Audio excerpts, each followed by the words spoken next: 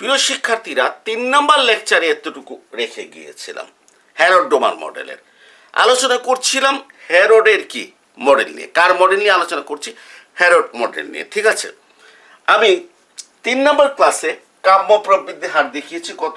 5%। Warranted rate of growth. Warranted rate of growth কি? যে আমার অর্থনীতির মূলধনের পূর্ণ ব্যবহারের হলে যে প্রবৃদ্ধির হারে অর্থনীতির মূলধন সামগ্রীর পূর্ণ ব্যবহার হয় তাকে কাম্য প্রবৃদ্ধির হার বলে। আবার বলছি, যে প্রবৃদ্ধির হারে অর্থনীতির মূলধন সামগ্রীর পূর্ণ ব্যবহার হয় তাকে ওয়ারেন্টেড রেট অফ গ্রোথ বা কাম্য প্রবৃদ্ধির হার বা অভীষ্ট প্রবৃদ্ধির হার বলে। আমি তো বলেছি আমার এই যে এখানে যে এই মনে করো আমার এই যে উৎপাদন ক্ষেত্র, এখানে আমার 2000 কোটি টাকার কি আছে? মূলধন আছে। এই 2000 কোটি টাকার মূলধনের যদি পূর্ণ ব্যবহার করি যদি, তাহলে আমি 500 কোটি টাকা আমি উৎপাদন করতে পারবো। সো আমার ক্যাপিটাল আউটপুট রেশিও হচ্ছে 4।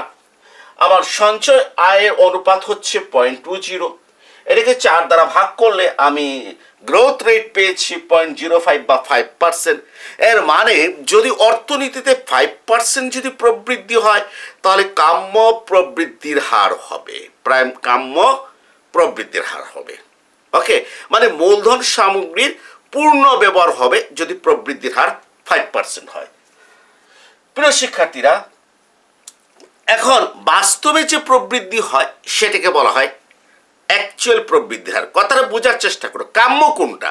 কাম্যটা হচ্ছে যে প্রবৃদ্ধির হারে মূলধনের পূর্ণ ব্যবহার হয়, এবং আমরা সেটা দেখিয়েছি 5%। আমরা নির্ধারিত হয় কিভাবে? এটা ওই ক্যাপিটাল আউটপুট রেশিওর মাধ্যমে এটা কি হয়? নির্ধারিত হয়। ওকে,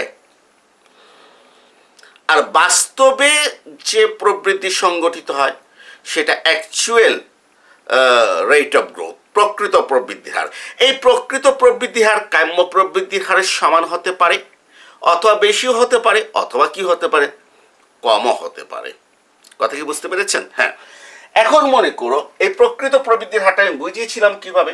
সেটা হচ্ছে এই যে আমার উৎপাদন ক্ষেত্র, এখানে মূলধন সামগ্রী যাচ্ছে কত? 2000 কোটি টাকার। কিন্তু এই মূলধন সামগ্রীটা আমি ব্যবহার ঘটলো না, অপূর্ণ ব্যবহার রয়ে গেল। আমি জাস্ট এতটুকু মূলধন সামগ্রী ব্যবহার ঘটিয়েছি। কতটুকু? এই রেড কালার দিয়ে দেখাচ্ছে। আমি এতটুকু মূলধন সামগ্রী ব্যবহার ঘটিয়েছি, আর এই অংশ মূলধন সামগ্রীটা অব্যবহৃত থেকে গেল। তো এতটুকু যদি ব্যবহার যদি ঘটাই, পূর্ণ ব্যবহার যদি না ঘটাই, তাহলে আমার ন্যাশনাল ইনকাম বা আউটপুট কখনো 500 কোটি টাকা হবে না, তার চেয়ে কম হবে। মানে পটেনশিয়াল জিএনপি হবে না, অ্যাকচুয়াল জিএনপিটা কত হবে? 400 কোটি টাকা হবে। কিন্তু আমি যখন ক্যাপিটাল আউটপুট রেশিও বার করব, তখন তো ক্যাপিটাল তো এতটুকু বললে হবে না, ক্যাপিটাল তো কত? 2000 কোটি। তাহলে ক্যাপিটাল আউটপুট রেশিও কত হয়ে গেল? 5 হয়ে গেল। এখন মনে করো এই যে, এখন মনে করো গত মনে রাখবা এই কয় নাম্বার ক্লাসে? 3 নাম্বার লেকচারে এখানে ডব্লিউ দিয়েছি, এটা আসলে কি হবে? ইয়ে হবে, এ হবে অ্যাকচুয়াল। ঠিক আছে, অ্যাকচুয়াল হবে। এখন আমি কি করব? যে অ্যাকচুয়াল প্রবৃদ্ধির রেট বার করতে হলে 0.20-কে 5 দ্বারা ভাগ করলে 0.05 বা 4% হবে প্রকৃত প্রবৃদ্ধির হার। প্রকৃত প্রবৃদ্ধির হার এর মানে কি? যে আমার ক্যাপিটাল আউটপুট রেশিও যেটা, কার মান? C. C C equal to কত স্যার? Y by K. হ্যাঁ, ও সরি,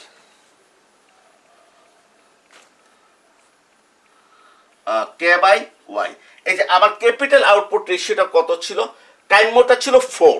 হ্যাঁ, কাম্যটা ইউজ করে যে প্রবৃদ্ধির হার, এটা হচ্ছে কাম্য প্রবৃদ্ধির হার, মূলধনের পূর্ণ ব্যবহার হবে।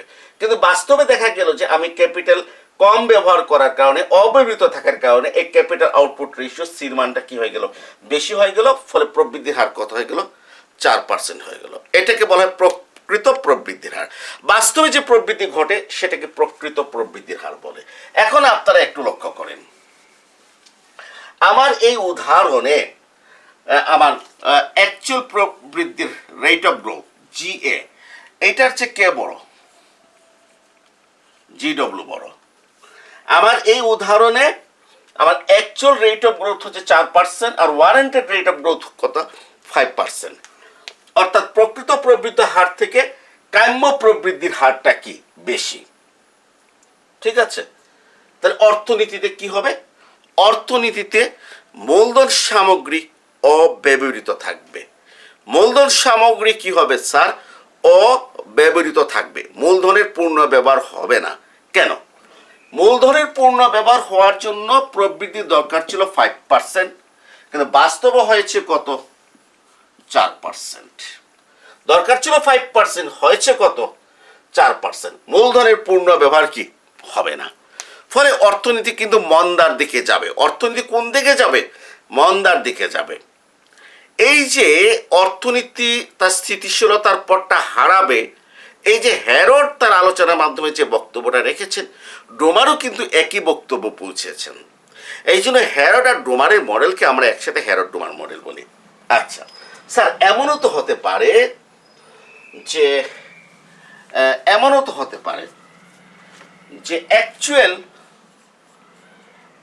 Rate of growth is greater than warranted rate of growth, অর্থাৎ ওয়ারেন্টেড রেট অফ গ্রোথ কত? 5%, আর অ্যাকচুয়ালটা হয়ে গেছে কত? 6%। অ্যাকচুয়ালটা কত হয়ে গেছে? 6%, আর ওয়ারেন্টেড কত? 5%। অর্থাৎ কাম্য প্রবৃদ্ধির হারের চেয়ে প্রকৃত প্রবৃদ্ধির হারটা বেশি। এটা কি হতে পারে? কাম্য প্রবৃদ্ধির হার হতে প্রকৃত প্রবৃদ্ধির হার বেশি? হ্যাঁ, হতে পারে। কিভাবে হতে পারে জানো? যে এই মূলধন সামগ্রী তো ব্যবহার ঘটলো এবং এটার অতিরিক্ত ব্যবহার ঘটবে। মূলধন সামগ্রীর কি হবে? অতিরিক্ত ব্যবহার ঘটবে, বুঝছো? মনে করো যে একটা কারখানা 8 ঘন্টা চালু থাকার কথা, অর্থাৎ 2 শিফটে 16 ঘন্টা চালু থাকার কথা, সর্বোচ্চ 2 শিফটে। কারখানাটা কি হয়ে গেল? অর্থনীতিতে খুবই তেজি ভাব, 20 ঘন্টা চালু থাকলো। মানে যারা 8 ঘন্টা কাজ করেছে তাদেরকে 2 ঘন্টা ওভার টাইম দেওয়া হলো, পরের শিফটে যারা 8 ঘন্টা কাজ করেছে তাদেরকে আরও 2 ঘন্টা ওভার টাইম দেওয়া হলো। কারণ অর্থনীতি এত তেজি ভাব, ঠিক আছে, মানে বুম যেটা, যার ফলে কি হয়েছে যে উৎপাদন বাড়ানোর জন্য মূলধন সামগ্রীর অতিরিক্ত ব্যবহার ঘটবে। এই অতিরিক্ত ব্যবহার ঘটার কারণে দেখো স্বাভাবিকভাবে যে এখানে উৎপাদন বেশি হবে, ক্যাপিটাল আউটপুট রেশিও কমবে। এখানে 4-এর চেয়ে একটা কম মান দাও, ধরো তুমি 3 দিলা, 0.20 যদি 3 দ্বারা ভাগ করো, প্রায় 6.67% হবে প্রবৃদ্ধি, 6.67%। অর্থাৎ অ্যাকচুয়াল প্রবৃদ্ধিটা কাম্য প্রবৃদ্ধির চেয়ে কি হয়ে যাবে? বেশি হয়ে যাবে। অর্থাৎ 5% হলে আমার অর্থনীতিতে মূলধনের পূর্ণ ব্যবহার হবে, কিন্তু যদি আমার অ্যাকচুয়াল প্রবৃদ্ধির হারটা যদি বেশি হয়, মূলধন সামগ্রীর অতিরিক্ত ব্যবহার হবে। মূলধন সামগ্রী অতিরিক্ত ব্যবহার হবে এবং অর্থনীতির তেজি ভাব কি হবে? দেখা দেবে। তখন বিনিয়োগের পরিমাণ খুব বেশি করে কি হবে? বাড়তে থাকবে। ঠিক আছে, তাহলে প্রিয় শিক্ষার্থীরা, দুটোই ভেরি ইম্পর্টেন্ট জিনিস। একটা হচ্ছে যে অ্যাকচুয়াল প্রবৃদ্ধির হার থেকে যদি ওয়ারেন্টেড রেট অফ গ্রোথ যদি বেশি হয়, হ্যাঁ, তাহলে মূলধন সামগ্রী অব্যবহৃত থাকবে, আর অ্যাকচুয়ালটা যদি বেশি হয় মূলধন সামগ্রীর অতিরিক্ত ব্যবহার হবে।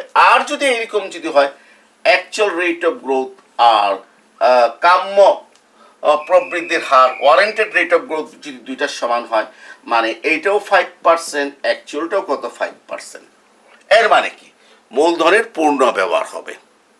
মূলধনের পূর্ণ ব্যবহার হবে, অর্থাৎ অর্থনীতি তেজিভাবের দিকেও যাবে না, অর্থনীতি মন্দাভাবের দিকেও যাবে না, অর্থনীতি স্থিতিশীল অবস্থায় থাকবে। তাহলে হ্যারড কি বলেছেন? একটা অর্থনীতি স্থিতিশীল অবস্থায় থাকবে যদি তার ওয়ারেন্টেড রেট অফ গ্রোথ আর অ্যাকচুয়াল রেট অফ গ্রোথ যদি পরস্পর যদি কি হয়? সমান হয়। প্রিয় শিক্ষার্থীরা, আরেকটা গ্রোথের কথা হ্যারড বলেছেন, আরেকটা গ্রোথের কথা। হ্যাঁ, সেটা কি? সেটা ন্যাচারাল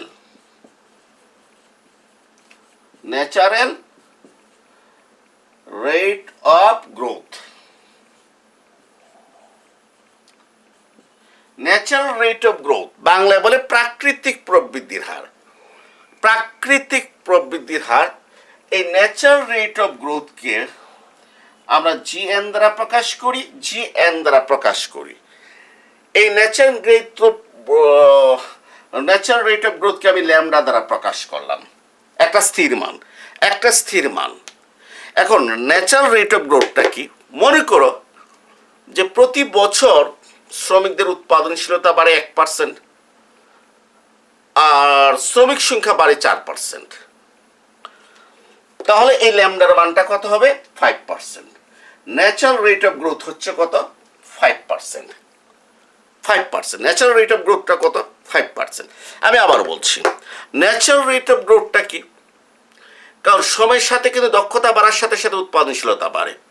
তো শ্রমিকদের উৎপাদনশীলতা বাড়ে কত? 1%। ঠিক আছে। আর আমার শ্রমের সংখ্যা বাড়ে 4%। অর্থাৎ ন্যাচারাল রেট অফ গ্রোথ হচ্ছে কত? 1% আর 4% কত? 5%। এটা হচ্ছে একটা স্থির মান। এবং মনে রাখবা যে অর্থনীতির প্রকৃত প্রবৃদ্ধির হার কখনো 5% ক্রস করতে পারবে না। কখনো 5% প্রকৃত প্রবৃদ্ধির হার ক্রস করতে পারবে না। অর্থাৎ আবার প্রকৃত প্রবৃদ্ধির হারটা জির মানটা smaller than or equal to natural rate of growth. Actual প্রবৃদ্ধির হারটা smaller than or equal to natural rate of growth. অর্থাৎ এইটা ন্যাচারাল রেট অফ গ্রোথের সমান হবে, মনে করি 5%, 5%-এর সমান হবে অথবা তার চেয়ে কি হবে? কম হবে। কেন স্যার একটু বলি, বেশি কেন হবে না? বেশি কেন হবে না বলি, যে মনে করো আমার ন্যাচারাল রেট অফ গ্রোথ হচ্ছে 5%, তার অ্যাকচুয়াল রেট অফ গ্রোথ এটা কি 7% হবে? অসম্ভব। 7% হবে না, কখনো হবে না। কেন 7% হবে না? 7% এই জন্য হবে না কারণ আমাকে যদি 7% প্রবৃদ্ধির দরকার পড়ে, কারণ আমরা ধরে নিয়েছি অর্থনীতি পূর্ণ নিয়োগ বিদ্যমান। এই পূর্ণ নিয়োগ বিদ্যমান অবস্থায় যদি আমরা প্রোডাকশন যদি আরো 7% যদি বাড়াতে চাই, তাহলে আমাদের শ্রমিকের পরিমাণও 7% বাড়তে হবে। কিন্তু অর্থনীতিতে শ্রমের পরিমাণ বেড়েছে কত পার্সেন্ট? 5%।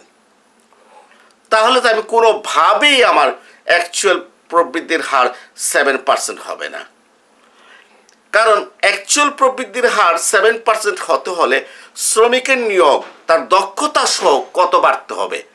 7% বাড়তে হবে। কিন্তু দক্ষতা সহ শ্রমের পরিমাণ অর্থনীতিতে বেড়েছে কত? 5%।